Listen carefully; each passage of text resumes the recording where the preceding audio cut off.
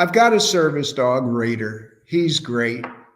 And I planned how to do it. And when I got home, I've got a very long driveway that goes up to the house. And Raider sits up on the porch. When he sees my car coming up the driveway, he comes bounding down the stairs. His tail is wagging out a semaphore message of love. And usually I open the door, he jumps up and he starts showering me with kisses. Well, this time I didn't open the door. I just sat there. And he looked up at me with this kind of a look on his face like, hey, is something wrong? Yeah, something was very wrong. And the next day How did you find carnivore? well, it's kind of a long story. Really, I grew up in the early 50s, 60s, when in my family, you had a standard meal outline. You knew what you were going to have on Monday. That was going to be hot dogs. And then you'd have cube steak on Tuesday, followed by hamburgers on Wednesday. Thursday, smoked butt. And then Friday was always fish. We had a Catholic family. You had fish on Friday. And then Saturday was cornmeal. Have you heard of cornmeal? Oh, that's clean out refrigerator night. That was everything in the refrigerator from the previous days, mix it all together, and you come up with something called cornmeal. And then in an Italian culture, Sunday was always spaghetti, some type of pasta. So that was where I grew up. I grew up in a family that ate meat. And this was primarily in Chicago. We also had family in Wisconsin. So there was meat and butter all the time. And in Wisconsin, you better have butter. They had signs when you'd cross the state line that said, no margarine. It had to be butter. So that's kind of where I came in to the meat lifestyle. And it wasn't until high school that I found the school cafeteria was cutting back on the availability of meat. And when you had asked the servers in the dining hall, where's the meat? Oh, we've been told that meat is not good for you. It'll give you heart attacks. I said, well, what am I supposed to eat then? Well, there's plenty of rice and gravy and biscuits. And I was disappointed. Needless to say, I joined the Marine Corps in 1966.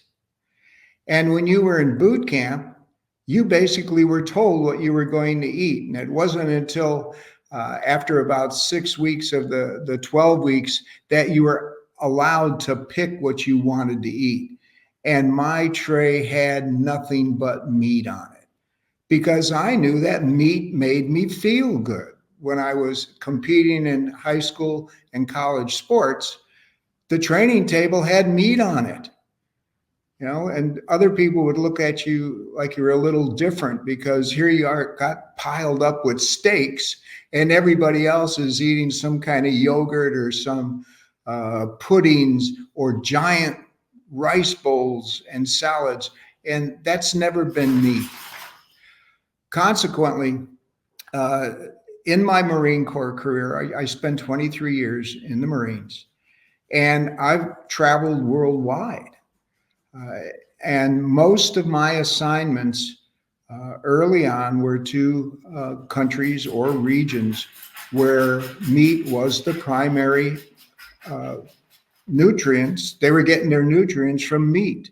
For example, I was part of a 4-man team that traveled throughout the Middle East, Southwest Asia, and Africa. And our primary mission was to go into a region and evaluate the ability to evacuate non-combatants from an area or non-ascension military from an area.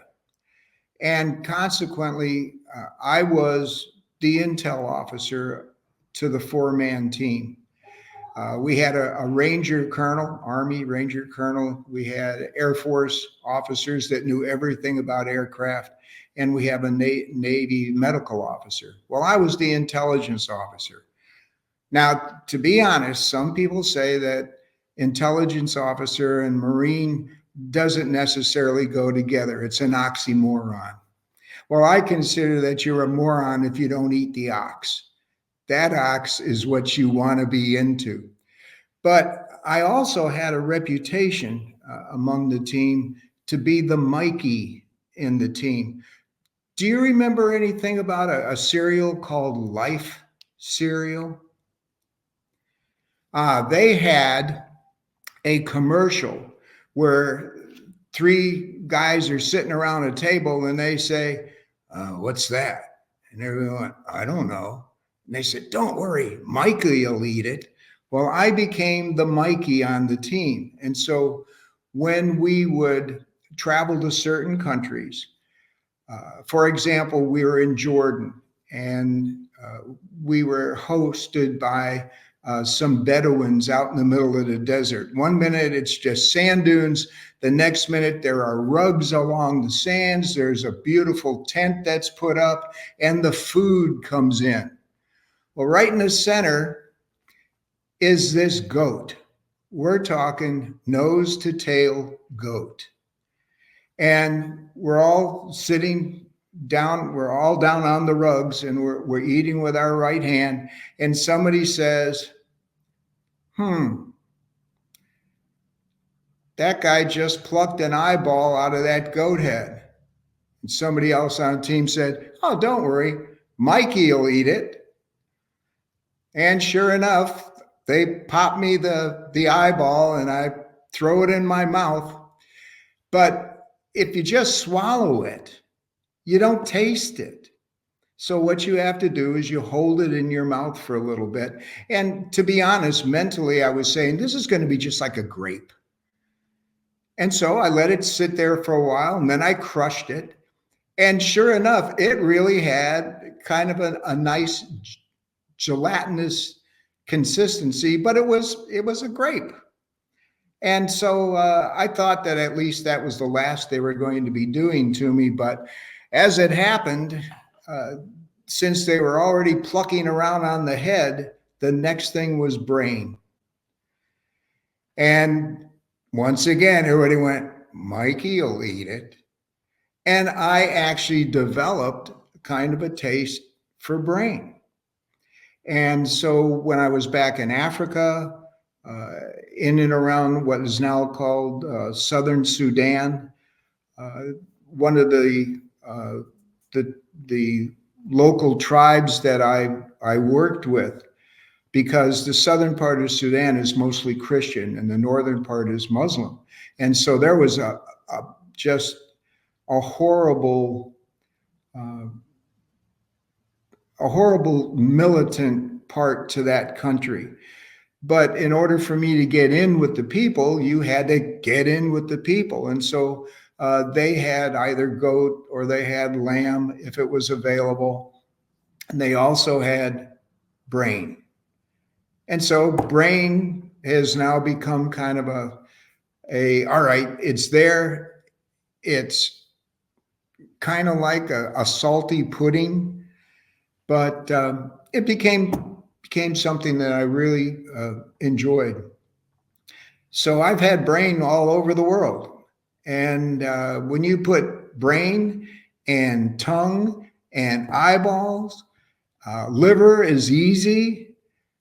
But to be honest, I draw the line at testicles. There is no way I'm going to have testicles.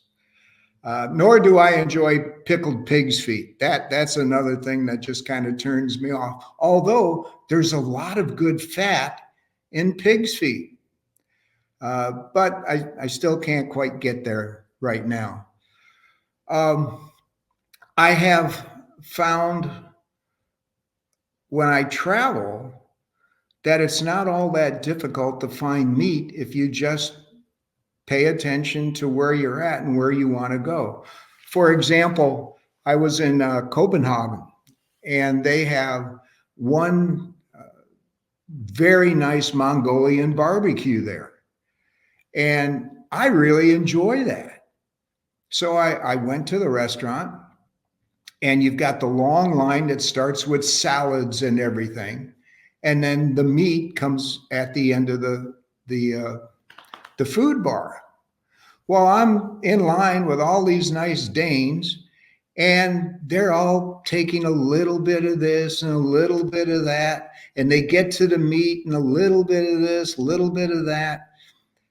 And I just passed all that green stuff up. I went right to the meat, and I just piled it on. I had probably a good pound, maybe a pound and a quarter of meat. And when I got to the chef, who's got that very large round grill that he's working on, he's probably got 5 meals going. And then he's in auto mode here. So he puts out his hand to take the next tray, and it's mine. And he brings it in front of him, and he looks down and he looks at me. He says, "Just a second." He cleared off all the rest of the food, handed it out to the patrons, and then mine took up the remainder of the grill. And that was pretty cool. Something that I didn't expect, and I'm sure the owners didn't expect, is that those behind me saw what I did. And they were passing up, because it's all you can eat and you pay the same price. So if you can get a giant bowl of meat for the same price, you do it. So those folks that came up after me were just piling on the meat. My issue with suicidal ideation in February of 2020, in Washington, D.C., there's a Vietnam Veterans Memorial, and it's called The Wall. And my best Marine buddy is on that wall. And so every year I go there on February 5th and spend a little time with him. Well, February 5th of 2020, when I left and I was driving home on back roads to my farm, that's when I planned. And there were a couple of key got-tos in that. One, I've got a great reputation, both in the military and in the civilian world, and the world of professional sports, competitive sailing. And it had to be a terrible accident, because I needed to make sure that there was no stigma attached to it. I needed to be sure that my family didn't have to explain to folks why or how it happened.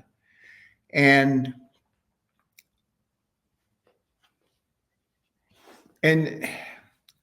I've got a service dog, Raider. He's great. And I planned how to do it. And when I got home, I've got a very long driveway that goes up to the house. And Raider sits up on the porch. When he sees my car coming up the driveway, he comes bounding down the stairs. His tail is wagging out a semaphore message of love. And usually I open the door, he jumps up and he starts showering me with kisses. Well, this time I didn't open the door. I just sat there. And he looked up at me with this kind of a look on his face like, "Hey, is something wrong?" Yeah, something was very wrong. And the next day I turned myself into the Veterans Administration in Richmond, Virginia. And I said, I need help. That started my journey with carnivore in the present. I mentioned I'm an intelligence officer, and I'm also a research analyst. My undergraduate degree is in psychology from Chapman University in Orange, California, and my graduate engineering degree is from the University of Southern California. So you bookend those with my postgraduate degree from National Intelligence University, and you've got a ready-made research analyst. If I'm going to provide information to a decision maker, I have to rest assured that the information is from 3 disassociated sources. You can't be going to the same type or same kind of source. You have to go to independence. Although the best intel you can give is personal observation. But in this case, when I realized I was in trouble, one of the problems I had was I was 257 pounds. My Marine Corps fighting weight was 175. And it wasn't until I had retired and then gone to work for a municipality in the law enforcement arena with an environmental crimes unit that I found I was disappointed with supervisory personnel. And consequently, they suggested that I go to a medical officer, be evaluated, and then come back and talk to them. Well, the first thing they did was they put me on Zoloft. And about 6 months later, I was walking down the street in my uniform. I looked in a mirror, one of the storefronts, and I realized I couldn't see my belt buckle. And something had to change. So I did something then that I did later. Once I realized in 2020 the trouble I was in, I found myself again approaching 260 pounds. And one of the things that I volunteered for, I like to call myself the perfect guinea pig because I'll try anything. I'm the Mikey.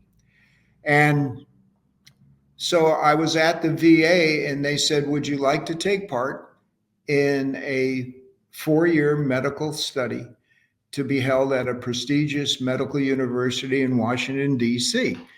I said, whoa, what's it all about? Well, we're looking for a correlation between Vietnam era veterans with combat-related PTSD and the onset of Alzheimer's. I said, oh, that could be cool. They said, yeah, then when you get there, they'll tell you what you're going to have to do. So my first meeting there, they were very open. They said, this is going to be invasive. The easy part will be the different cognitive written testing and interviews. The hard part is going to be the spinal taps. It's going to be the MRIs, your brain. And I hearken back to remember that my daughter said, Dad, don't worry about those. We know you don't have one. So I now have a colored picture of my brain. And it's a good looking brain, but not something I'm going to be eating anytime soon. So after about the first 2 years in that study, and this is leading up to 2020, because it really didn't hit home what they were telling me until 2020. They looked at my medical records and they said, we see that you're on Zoloft. I go, yeah. How long have you been on it? A long time. They said, well, that's why you're 260 pounds.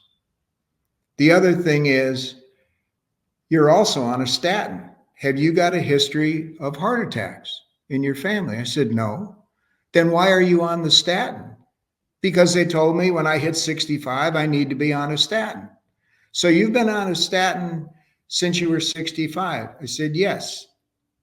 Well, you wrote down here on your interview that you don't have a regular job. I said, no, I can't hold a 9-to-5 job. I can only do part-time work now. I'm 100% disabled for combat-related PTSD. I don't function well in a 9-to-5 environment. I get wrapped around the axle when I don't think somebody is towing the line or working as hard as I am. So consequently, I do part-time jobs. Oh, well, what are your part-time jobs? I said, well, one, I certify sailing instructors. And two, I am in professional soccer and I evaluate the performance of soccer referees. That gets people's eyeballs up a little bit. Somebody really does watch what the referee does. And go, yeah, that's me. I was the guy. But I've been asked to step back now because the Zoloft is making me too nice a person. I can't be as critical of the performance of an official as I need to be. So after 26 years at the top level of professional soccer, I stepped back. The second part of that was recognizing that I couldn't write. I had been working on a book about pilgrimages to Santiago in Spain, the Camino, and I couldn't finish it. When you looked at my manuscript, I was told by one of my readers, they said, Arn, your key people in your book, your characters, they're not action figures. They're a bunch of cardboard cutouts. There's no there.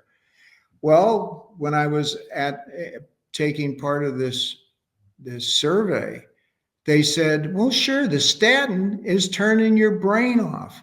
It's taking the cholesterol that your body makes and it's not allowing the brain to function with the cholesterol that it deserves. And consequently, we think you ought to get off that statin also. We're not telling you you have to. When you get back to your primary care physician at the VA, sit down with them and say, why am I on this? Well, it's prophylactic. Wrong answer. If there's no problem, I want off. Well, you have to understand this is the standard care. You come in, you give us a problem, we look at the symptoms, we give you a pill.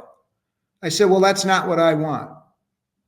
And so by the end of 2020, I was off all prescription drugs, partially because I expected it, but more importantly, I found a primary care physician at the VA who was 100% on board with what I was doing. And I was told, I can't tell you to do this. That's against the standard of care protocol. But if you tell me you refuse to take the statin, you refuse to take the blood pressure med, you refuse, all I can do is comment. Patient doesn't want to do it. And then the primary care physician and also my clinicians were very good about supporting my decisions.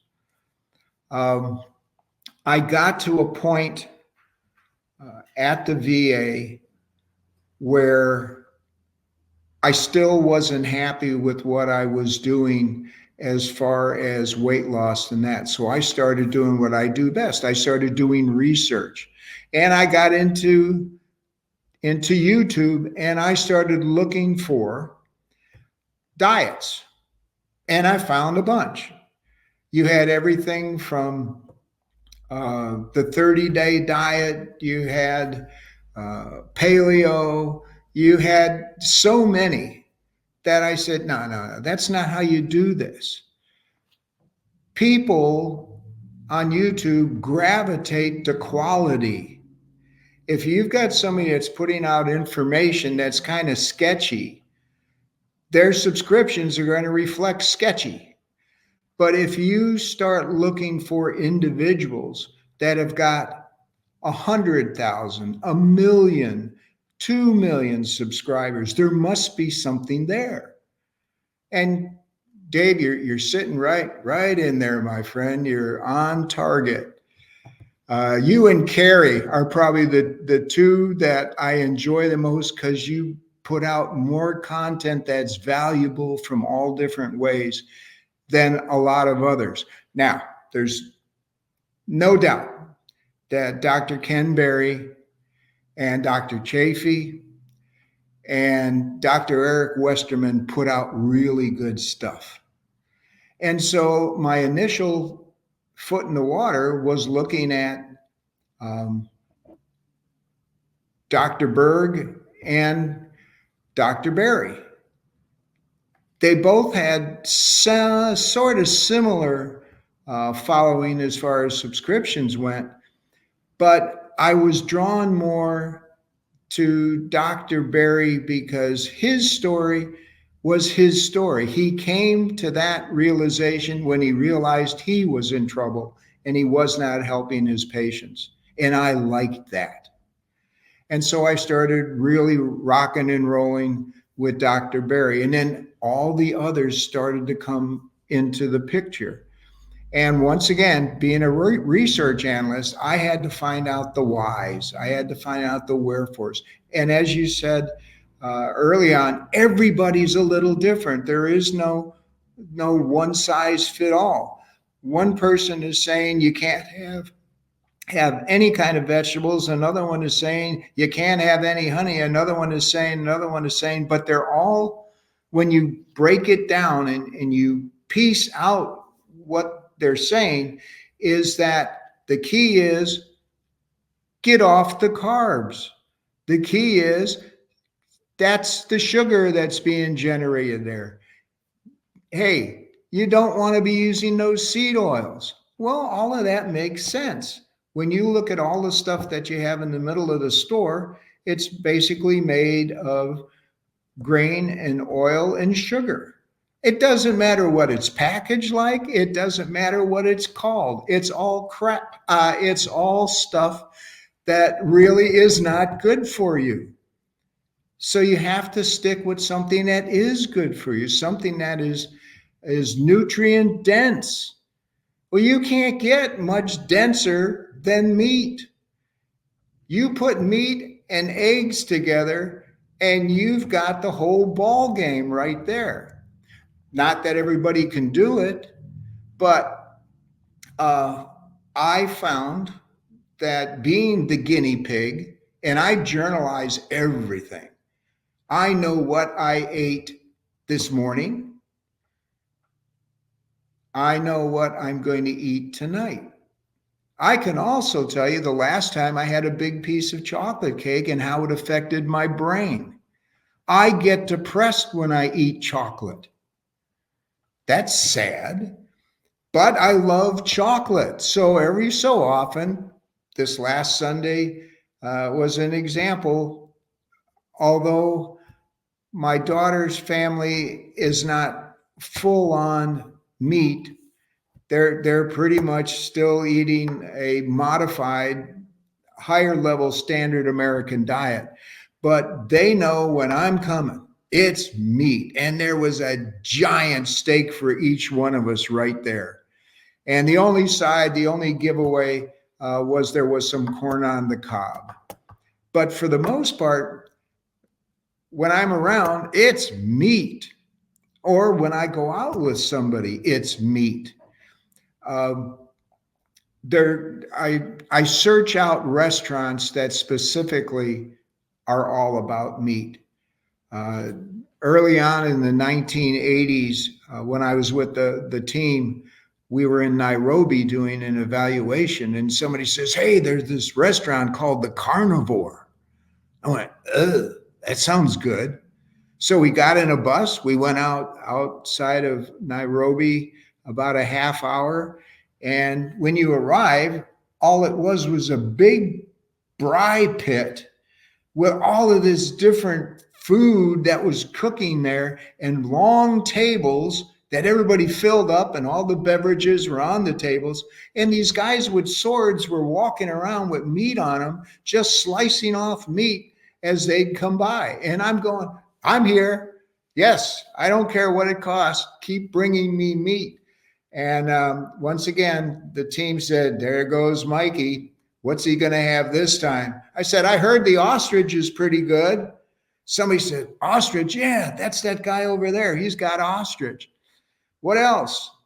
There's crocodile. There's some crocodile out of the Nile. Let's get some of that. So you can take that and transfer it almost anywhere in the world. You can find Mongolian barbecues just about anywhere. I live near Richmond, Virginia, so I've got Korean gogi goha, which is basically meat, uh, meat fire. We have Brazilian restaurants here that is just chock full. I mean, they'll keep bringing you meat as long as that little token is either up or down. If it's green, they just keep putting more meat on your tray. As I said, I journalize everything. And consequently, I was primarily a ketovore from probably mid 2021 until February of this year. I ate a lot of meat, but I also would go dirty ketovore every so often because I'd be in a social setting or I'd be with a family. And so I would eat that. But here's what changed.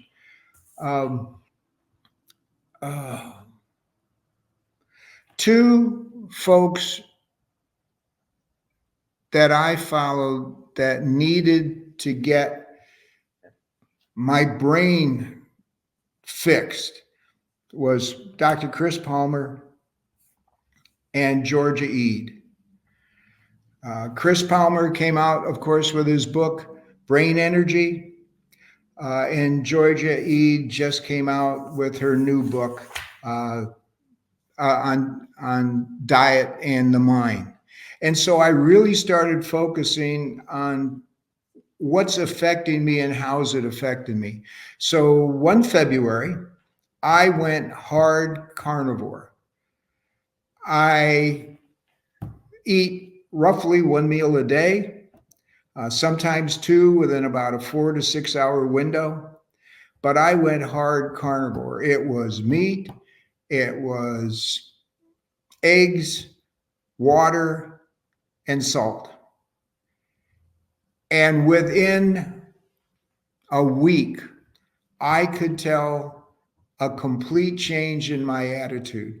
Up till here, I was in a clinical setting every week, and I would have episodes that were extremely dark. And so you'd have to relate that to your clinician. And I've got two that I work with. And I would have some times when we'd be on the phone where I would just totally break down and just I could not carry a conversation. And within a week from going full carnivore one February and two right now, I can tell you I have had zero dark episodes, zero. I am happier now than I have been in decades. My life has totally turned around. And it's obvious to folks that have known me. They said, you know, you're pumped up.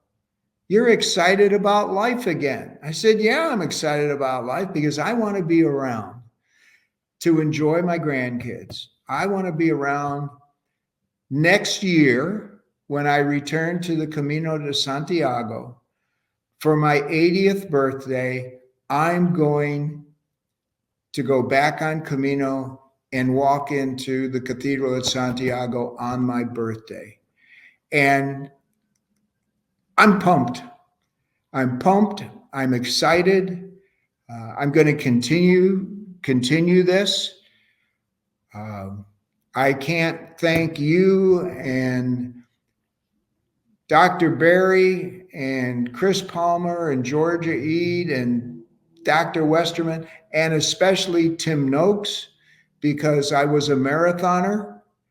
And when I first read his first book, it screwed me up because it said carb load. And he has come 180 degrees, recognizing that was wrong, and he admits it. You got to applaud someone that can do that. There's not many doctors that can do that, right?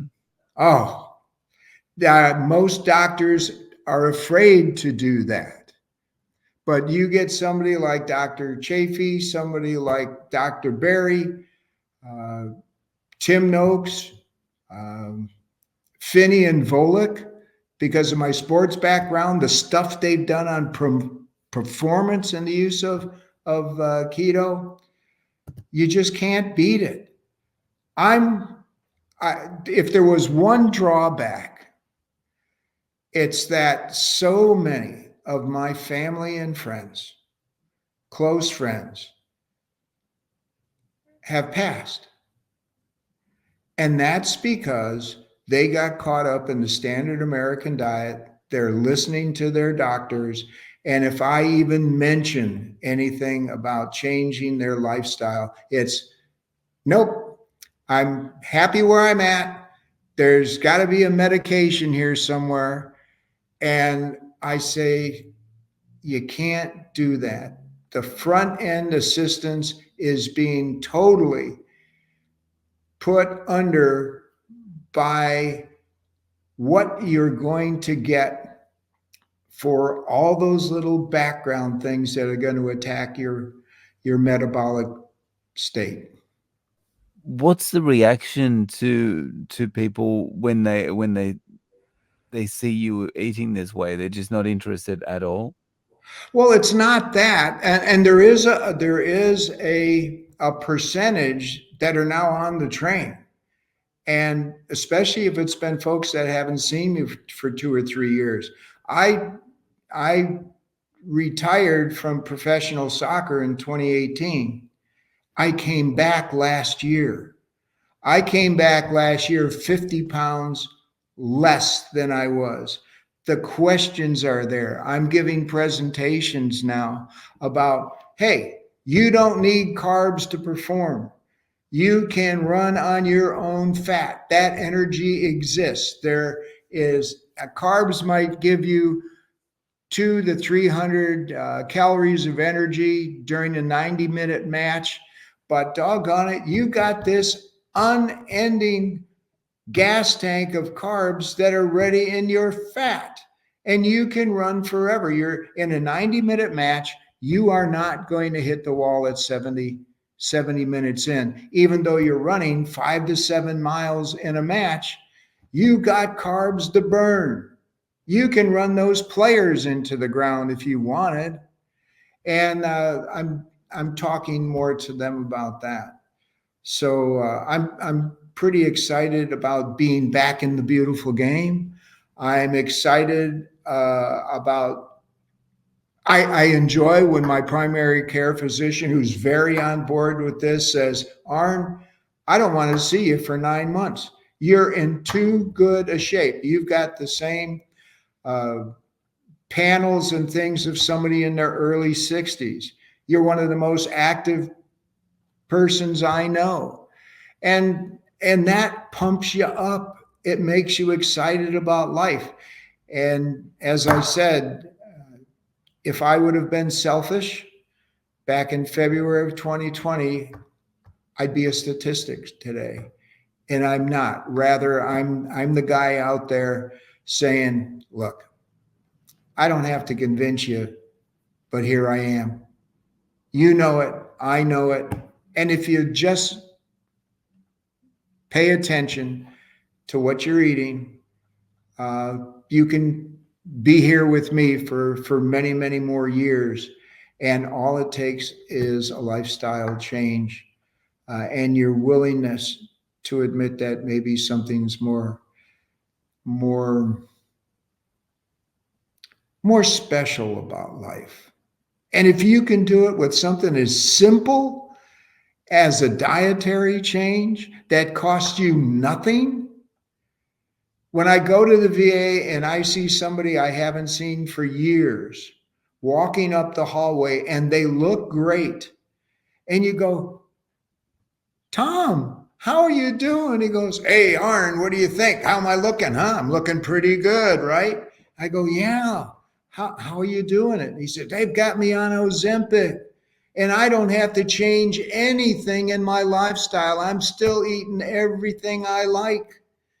And I'm going, Tom, what about the side effects? Well, they're not really that bad. You know, I'm kind of constipated and my stomach kind of, but look at me. Don't I look great? I said, you know, you can't tell them how long are you going to be able to do that. You know, if you do need an operation, what kind of bad things is that doing to your body? But you can't have that conversation. They're too happy that they've made a change. And sadly, that pill for every ill mantra does not work. And really sad thing is that it's almost getting to the point where it's politically incorrect to have that conversation too. Absolutely. I've been told, sitting in the waiting room on either the mental health clinic or the regular primary care clinic, sir, you really should not be discussing that here. And it doesn't happen often. I had one nurse that sat down with me. She says, I don't want to make a scene, but you can't be telling them what you're doing because it goes against our standard of care. And that's kind of sad because you are with these. I've been with some of these people since 2004. And they've watched me go up and down, and they've seen the changes in me in just the last 4 years. And I don't open up the discussion.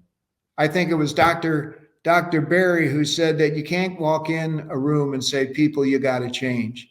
He says you have to walk into a room and display your own self as the change. And once they open the door, now you can sit down and say, here's how I did it. And you can too. So that kind of pumps me up. Get out there, evangelize, have a good time, and pass me a steak. Hey, I got a question. Do you guys have anything like Ruth's Chris Steakhouse there in Japan? Probably, I don't think so. They are probably the most popular steakhouse in the United States. And this last Monday, a friend of mine that I've known for 30 years, she said, I want to take you out. I went, okay, you know, it's got to have meat. She goes, you'll be happy. We ended up at Ruth's Chris and we're looking at the menu. And she says, all right, I'm going to have a ribeye and a lobster tail. I said, I'm going to have a ribeye and a lobster tail. And the young lady comes up and she says, all right, what are you going to have? A ribeye and lobster tail, ribeye and lobster tail. And she goes, you really like meat? I went, yeah, I really like meat. She goes, what about the tomahawk steak? It's 40 ounces of ribeye with the bone. You can hold it like a tomahawk. 40 ounces. And we said, yeah. So there we were last Monday, this giant ribeye tomahawk steak. My friend probably ate maybe 8 ounces of it. I ate the rest. Oh, yes. Oh, yes. It was so good.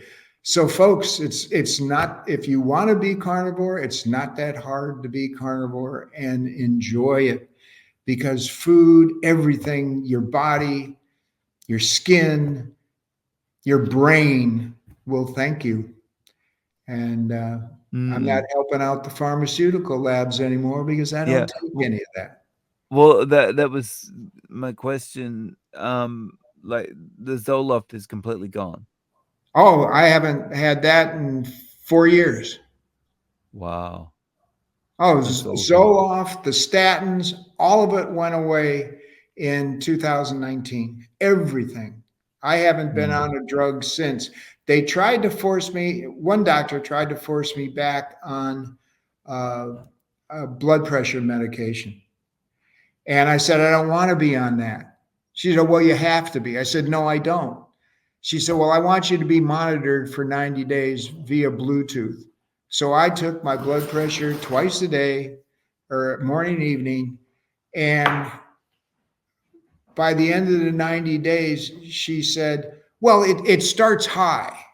Well, yeah, it starts about 147 over 99. She goes, yeah. I said, but look at the other numbers, because I relax, I meditate a little bit. The next time it's 131 over 88. And the last reading in the morning and in the evening is under 120/72. That's the average. She goes, well, it's always high when you come to the office. I said, there's a reason. I come in, I sit down, the nurse puts the cuff on me, and the first question she asks me is, are you thinking of suicide? What's that going to do to your blood pressure? 165 over 104. She goes, well, you got a point. So I'm not on any prescribed medications at all. And I as far as Zoloft and that goes, not since 2018-19. That's the last time I've had anything like that. And I don't intend to go, even if they told me to, I go, no.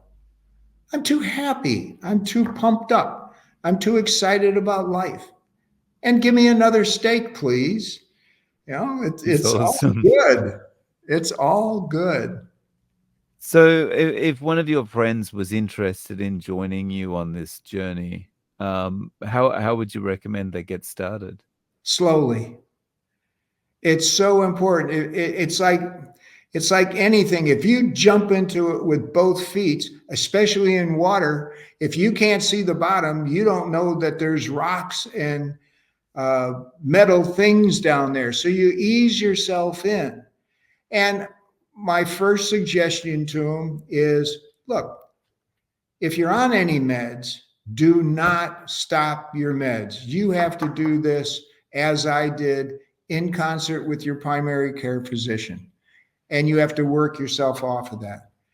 As far as food goes, the initial thing is stop sugar.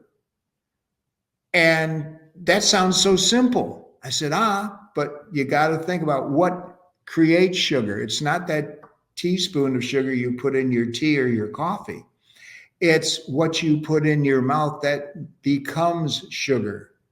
So you cut the carbs out. Well, I don't know how to do that. I said, slowly.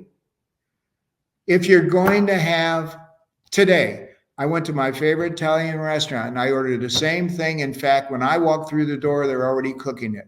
I get a 12-inch Italian sausage sandwich and a 12-inch Italian meatball sandwich.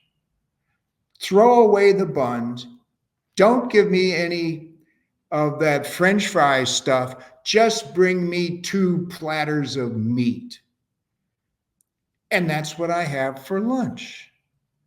2 platters of meat. And so my friends, I say, initially cut out the bread. Then cut out the potatoes. Then go cut out the starchy vegetables. Can everybody go full carnivore? I think they could, but it's not in everybody to do that. I mean, I might have a day when I really want a chocolate donut. I just want it. And rather than walk around all day grumbling at myself, I go get a cotton picking chocolate donut and I eat it and I go, there, you happy? Oh, sure.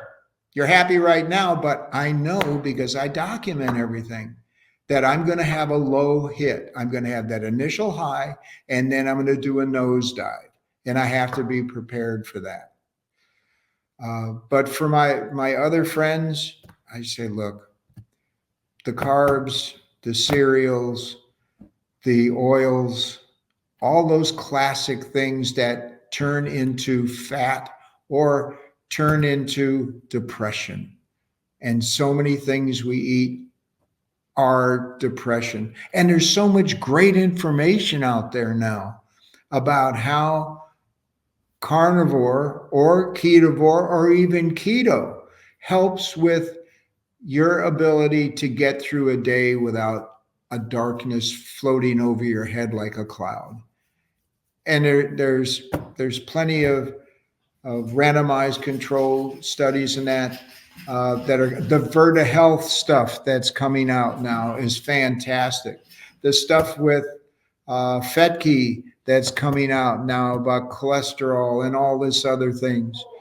I like listening to Andrew Chafee, especially when he talks about playing rugby. When I was in South Africa, I played one rugby match for Pretoria. I was a flyback. I got destroyed, not by the other team, by my own team. I was the only Yank. So every time I had the ball, they would open up and let them destroy me. So I am now convinced that rugby is a spectator sport, and I'm the spectator. So yeah, there's just too many exciting possible things that open up to you when you do go back to a diet that is appropriate for where you are and contains everything you need. So why fight it? Enjoy it. Pass me another steak, please. It's a good thing. Do you have any social media or any way of people reaching out to you? I mentioned earlier that I have Major Warts and All, which is a YouTube channel that I have stopped, but I am going to start it up again. And part of the reason for that is, and I hope you don't mind if I mention the book I just published. So in the 90-day window, it tells you about how I got away from active suicidal ideation, but more importantly, it explains a lot about my life and how it led up to my decision to plan that. The other thing in the book that they talked about during my 4 years in the study, that's called Merchant's List. I don't have a copy of it here. It's about my journey on the Camino de Santiago in 2008 that led up to an attempt to assassinate Pope Benedict XVI at the Cathedral of Santiago in 2010 during Holy Week. I call it a factional novel because it has a lot of factual stuff in there. In fact, about 3 years ago, the Italian National Police admitted that they had thwarted the assassination attempt on the Pope in 2010 at the cathedral. And read my book, you'll find out how it really happened. So it's fictional, but you'll find out an awful lot about not only the Camino, and you could use it for a travel guide. It's that accurate. But you can see how the intelligence community internationally and the police work together to thwart something like that. It's really good. I mean, if I didn't know anything about it, I'd say, boy, that whoever wrote this kind of knows who it is. But it's not my name, by the way. It's the actual name of the author is my Scots family last name. It's A-N, and the last name is Card, C-A-I-R-D. And it's available on Amazon. Both of them are.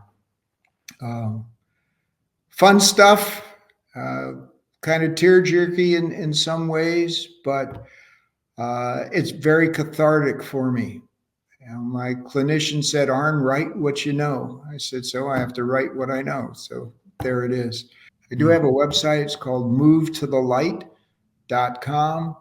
That one I just started, and that's kind of exciting. But I kind of don't know how to really formulate it, because You can't always think about all these. I'm doing too much and I want to do a lot, but I need to learn how to focus a little bit.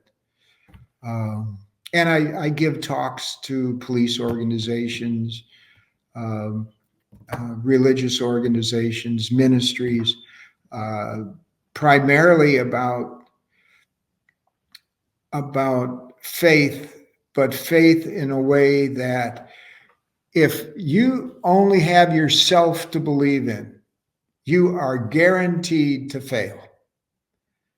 But if you realize there is something bigger, there is something out there that you can focus on and ask the question, and if you're patient, you'll get the answer. So that's kind of important on that level. It's all good. Well, yeah. I'll link to your site and the books and YouTube channel below. Um, and thank you so much for coming on and sharing your story with us. I really appreciate your time. Oh, it's my pleasure. And Dave, I don't know how you keep turning these things out, but just about every half a heartbeat, there's a new video up. And you are so gracious with your guests. And you know when to pull something out, you know when to jerk on a thread that kind of grabs you. And bless you for all your work. You are an inspiration to so many. So please don't stop. And I'll use you as an example if I ever get up enough guts to actually go on and do something like this. So thank you very much.